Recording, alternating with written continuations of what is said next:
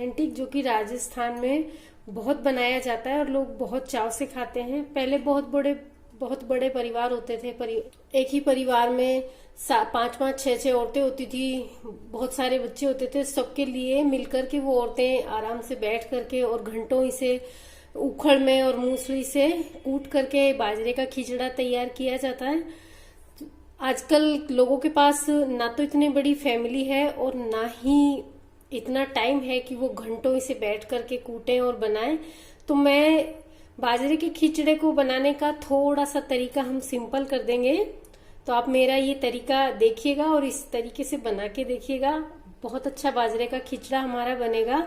तो उसके लिए मैंने यहाँ 1 प्याला बाजरी लिया है, जिसे हमने अच्छे से साफ कर लिया है।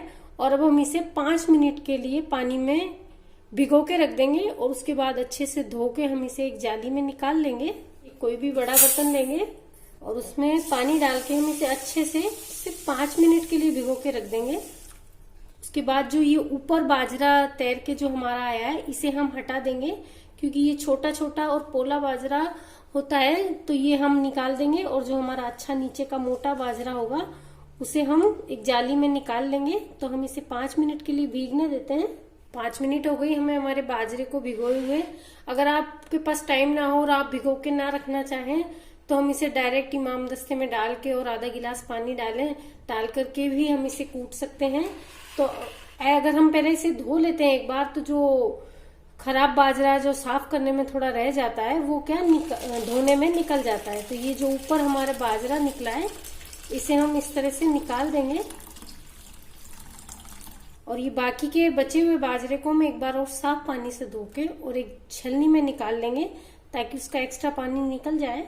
ये देखिए, हमने इसे अच्छे से धो करके और एक जाली में निकाल दिया है। और जाली में निकाल के हम इसे 5-7 मिनट के लिए ऐसे ही रख देंगे, ताकि जो हमारे बाजरे का एक्स्ट्रा पानी है वो प्याले में निकल जाए। और उसके बाद हमें इसे इमाम दस्ते में डाल के और कूटना है। 5-10 मिनट हो गई हमें बाजरा धो करके चलनी में रखे हुए, और देखिए बाजरे का एक्स्ट्रा जो पानी है वो निकल गया है। और हम चलनी को थोड़ा टेढ़ा करके और देख लेंगे, इस तरह निकाल देंगे। अगर हमारे पानी और निकल रहा होगा तो इस तरह हम सारा पानी निकाल लेंगे। और अब हम एक इमाम दस्ता ले लेंगे, इसमें हम ये सारा बाजरा हमारा डाल लेंगे। इमाम दस्ते के नीचे हम एक मोटा कपड़ा बिछा लेंगे और अब मूसली की सहायता से हम इस बाजरे को धीरे धीरे कूटेंगे। हमें इसे जोर से नहीं कूटना है, हमें इसे धीरे धीरे इस तरह से इसमें हल्के हाथ से हमें इसमें चोट मारनी है। और इस तरह से हमें इस बाजरे को तब तक कूटना है जब तक कि बाजरे का छिलका हमारे इसमें दिखने ना लगे। तो हमें इस तरह से इसको जब हम कूटेंगे तो हमें इसे कूटने में कम से कम 25 से 30 मिनट हमें इसमें लगेगी। यही मेन प्रोसेस होता है इसका, जिसमें कि ज्यादा टाइम लगता है। और इसे हम मिक्सी से या किसी दूसरी चीज से नहीं कर सकते हैं, इसे हमें इसी तरह से करना होता है। चारों तरफ इमाम दस्ते में घुमाते हुए इस तरह चोट मारते हुए और हम इसे कूटते रहेंगे। पहले के टाइम में लकड़ी के बड़े बड़े मूसल आते थे, उनसे हम इन्हें कूटते थे। और आजकल हम इस तरह के छोटा भी ले लेते हैं, इससे छोटे भी आते हैं। कम परिवार के हिसाब से उसमें आसानी से हम बना सकते हैं। हमें इसे कूटते हुए 20 से 25 मिनट हो गई है। देखिए, जब हमने कूटना शुरू किया था तो हमारा बाजरा कितना गीला था और अभी हमारा बाजरा सूखा सूखा महसूस होने लगा है। और अगर हम इस तरह से हाथ से देखते हैं तो आप देख पा रहे होंगे कि ये जो छिलके मेरे हाथ पे चिपके हुए हैं, ये बाजरे का छिलका उतर गया है। इसे राजस्थान में राड़ी उतारना बोलते हैं। तो ये हमारा छिलका उतर गया है। अब हम इसे 5 मिनट और कूट लेंगे, उसके बाद हम इसे एक बर्तन में निकालेंगे। इस तरह से जल्दी जल्दी और हल्के हाथ से हम इसे कूटेंगे तो हमारा छिलका फटाफट उतर जाता है। ये देखिए, ये हमारा इसका छिलका उतर गया है। अब हम इसे एक बर्तन में निकाल लेंगे।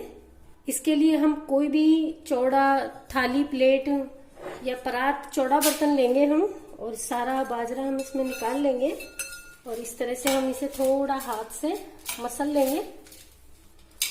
ये देखिए, ये मेरे हाथों पे आप जो छिलके देख पा रहे होंगे, ये हमारे बाजरे में से उतर चुके हैं।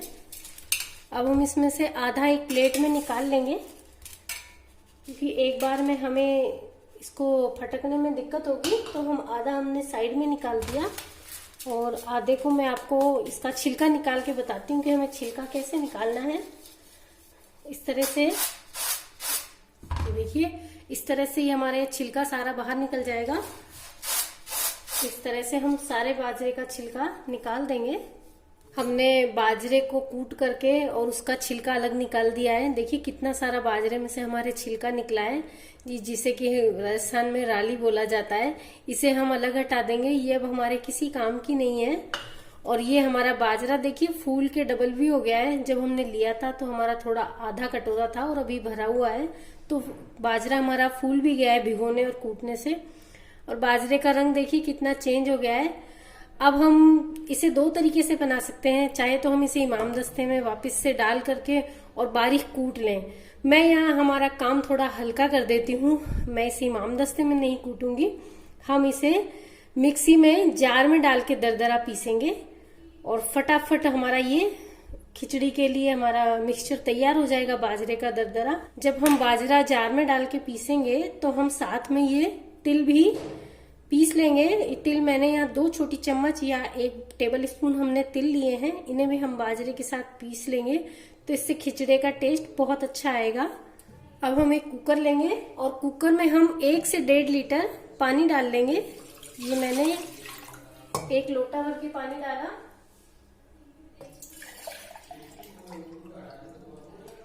ये हमने एक और डाल दिया।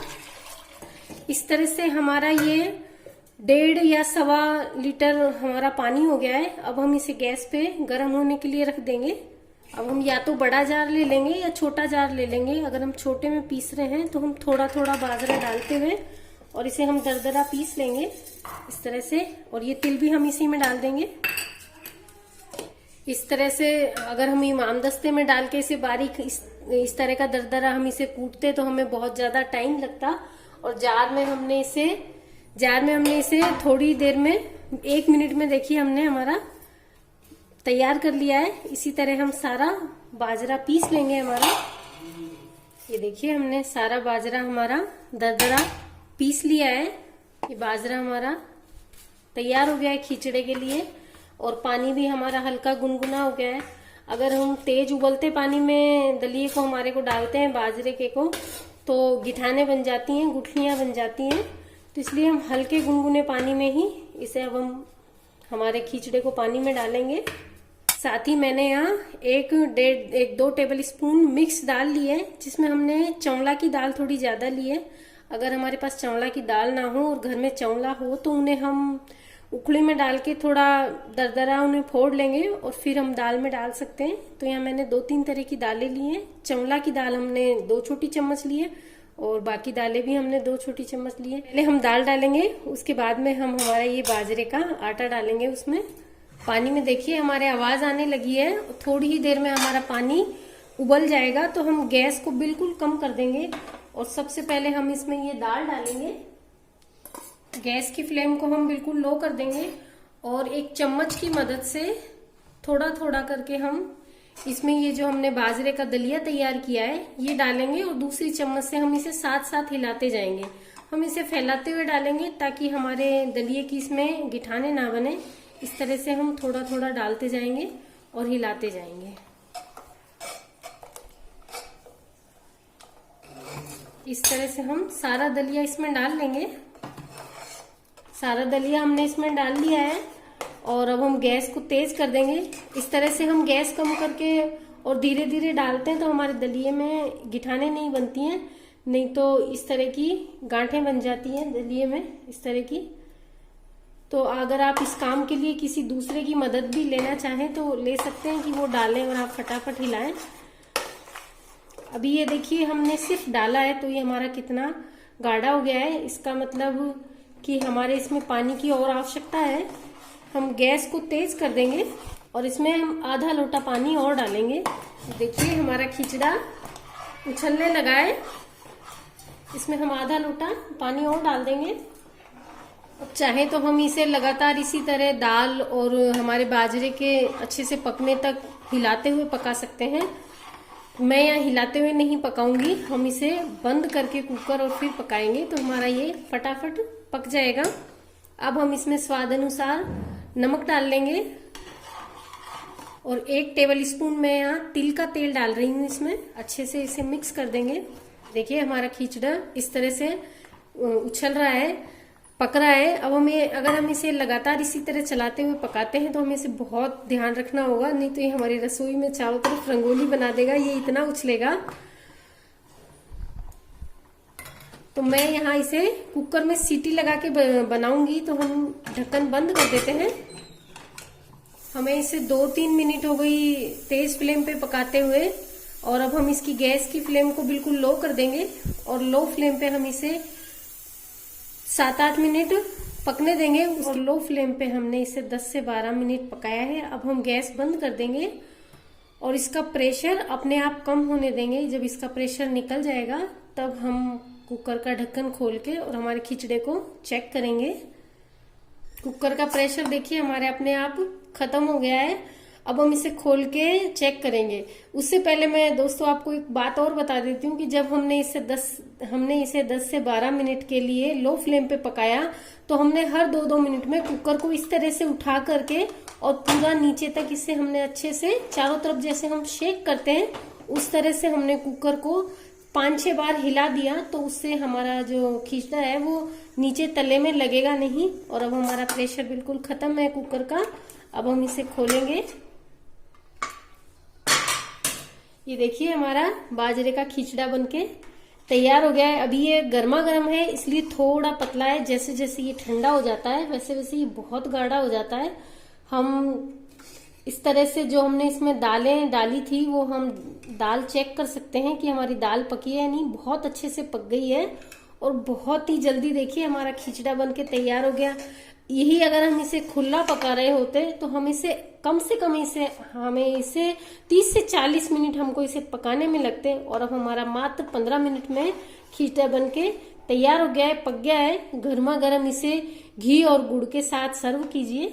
ये देखिए हमारा गर्मा गर्म बाजरे का खिचड़ा बनकर के तैयार हो गया है। आप इसे मक्खन के साथ खाइए या आप इसे तिल के तेल के साथ खाइए। इसमें तिल का तेल, देसी घी, आप जो चाहें इसमें देसी घी और गुड़ डाल करके और अच्छे से मिक्स करके आप इसे खाइए। आपको ये बहुत ही टेस्टी लगेगा। और सर्दियों में, क्योंकि गुड़ और बाजरा दोनों ही गर्म होते हैं और सर्दियों में हमारे शरीर को गर्मी की बहुत जरूरत होती है, तो ये हमारे शरीर को सर्दियों में बहुत गर्मी देगा। बहुत ही टेस्टी हमारा ये बाजरे का खिचड़ा बनकर के तैयार हुआ है और बहुत फटाफट बन जाता है। सिर्फ हमें इसकी जो बनाने की तैयारी, हमें आधा घंटा जो इसका छिलका उतारने में लगता है बस वही लगता है। उसके बाद ये फटाफट बन के तैयार हो जाता है। तो आप ये बनाइए, खाइए। Thank you for watching.